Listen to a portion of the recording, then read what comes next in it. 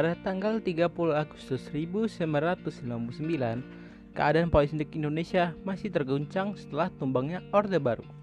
Melalui referendum Timor Timur di bawah perjanjian yang disponsori PBB antara Indonesia dan Portugal, pada akhirnya Timor Timur harus terlepas dari Indonesia. Timor Timur merupakan wilayah bekas jajahan Portugis yang kemudian bergabung dengan Indonesia. Integrasi tersebut diresmikan pada 17 Juli 1976. Timor Timur pada akhirnya resmi menjadi provinsi ke-27 dan provinsi termuda di Indonesia setelah 22 tahun lamanya di bawah rezim Soeharto.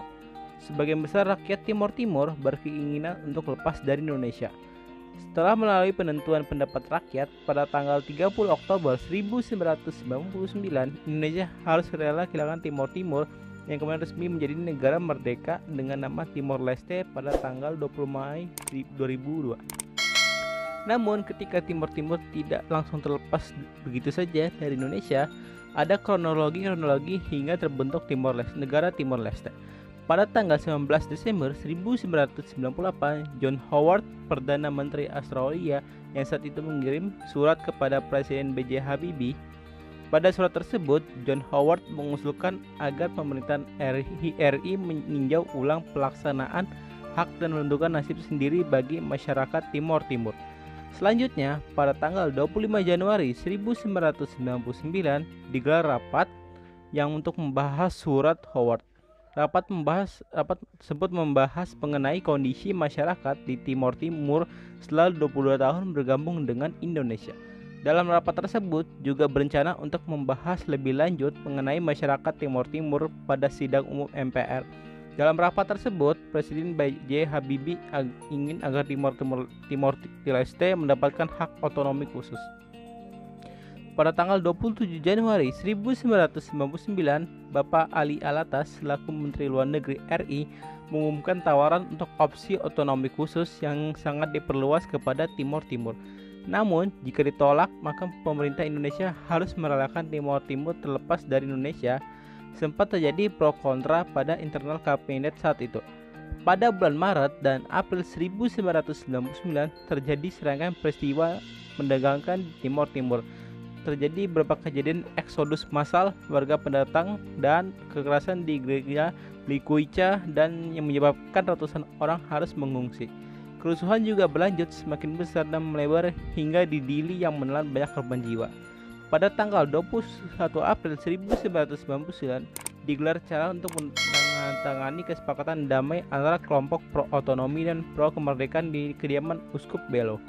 Pada acara tersebut disaksikan oleh Wiranto Menhankam, Joko Sugianto, Wakil Komnas HAM, dan beberapa tokoh lainnya.